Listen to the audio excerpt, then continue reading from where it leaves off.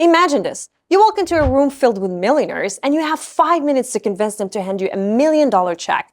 Could you do it? Most people panic. They start talking too much, throwing in big words, listen every single thing they can think of, and hoping that something will stick.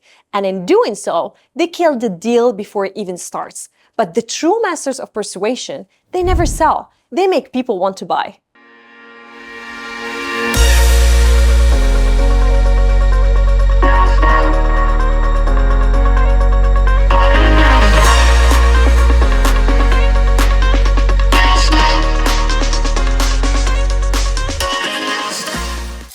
This is Hasnae Taleb, and if you've been following me, you know that I've closed multi-million-dollar deals, built companies, and mastered the art of persuasion. But do you know who was the real godfather of sales?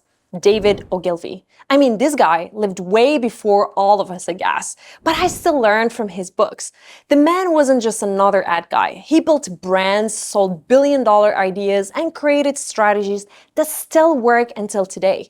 And today, I'm going to show you how to sell anything like him, whether you're pitching to investors, growing a business, or just trying to convince someone to say yes. One of the things he says is that don't sell products, sell dreams. Back in the 90s, 50s, Rolls-Royce was just another luxury car. Expensive, but not really standing out.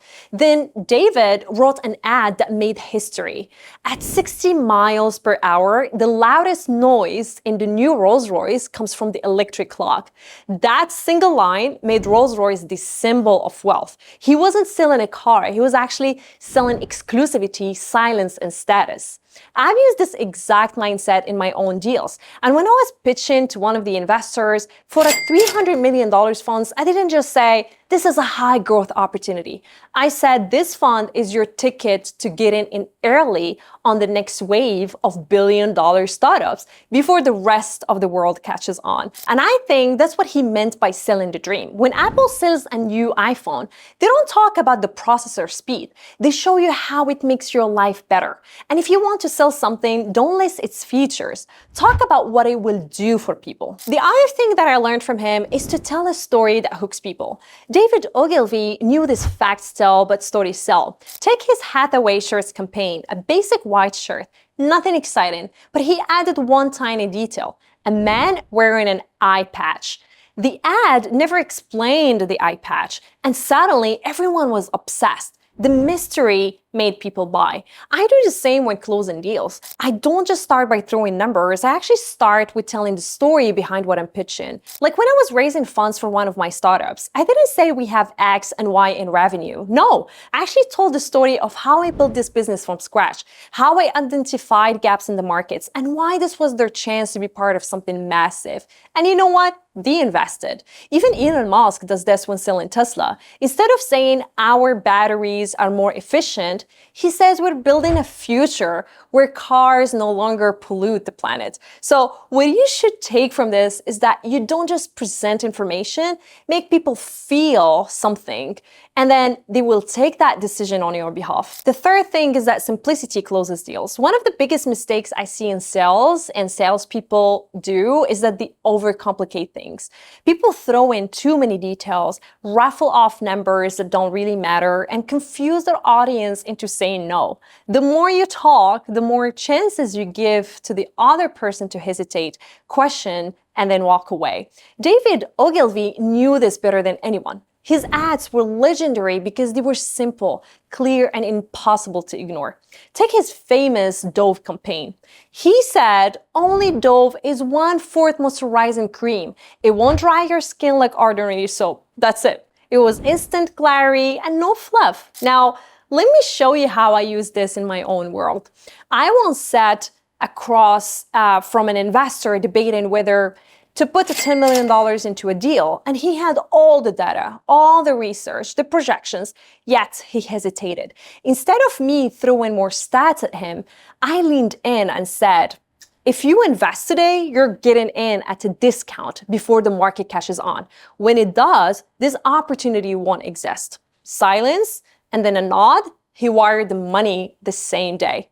The lesson I have learned from that day is that if you cannot explain what you're selling in one sentence, it's very complicated. What I learned from David Ogilvy's books is that the most powerful words in advertising are simple, everyday words, and they never use jargon, never try to sound smart, and just tell the truth in the simplest way possible. So make it clear, make it compelling, and watch how fast people say yes. The fourth lesson I have learned is that urgency equals action, and Ogilvy understood one brutal fact about human nature is that we procrastinate. Tell someone they can buy whenever they want, and they will take forever. Give them a reason to act now, and they will move. It's why his ads were filled with deadlines, exclusive offers, and limited time deals. One of the fascinating examples, which I've already told you about the Rolls-Royce ad, it was actually a masterpiece.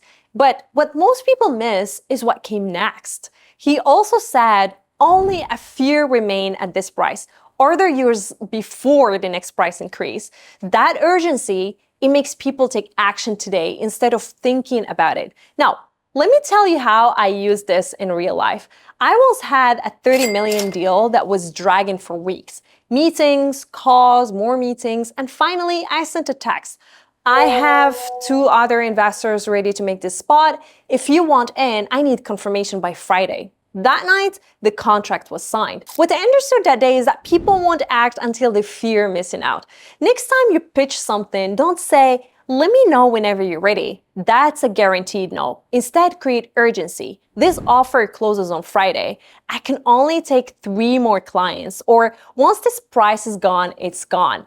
Urgency equals decisions equals money. The last thing I want to emphasize on is that people buy from those they trust. And here is where 90% of salespeople fail.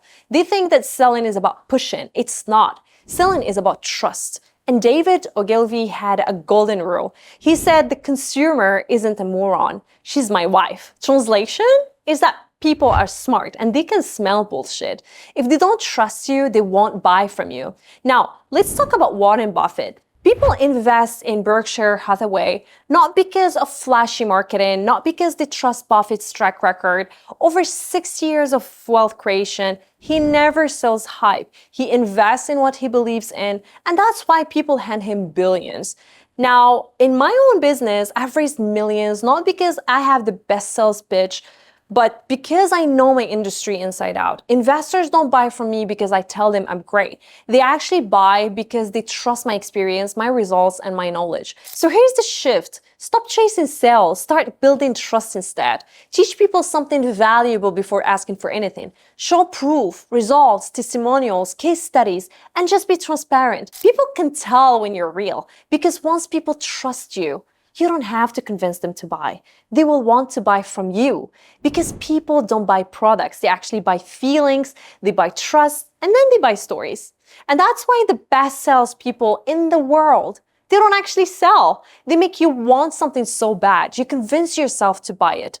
David knew this. Every millionaire that I have met knows this. And if you want to play at the highest level, you need to know it too. So next time you're pitching an idea, an investment, or even yourself, ask yourself, am I selling the dream or am I just listing facts? Am I making them feel something or am I just talking? Would I buy it from me if I sell it today or not? Because at the end of the day, if you don't believe in what you're selling, no one else will. So here's my challenge for you. Try this. Pick one of these lessons and test it in real life. Sell something, pitch an idea, negotiate a deal, and then come back and tell me in the comments what happened. And if this hit home for you, you know what you need to do. Please hit the like button so more people can see this. Subscribe to my channel, and I'll see you in the next one.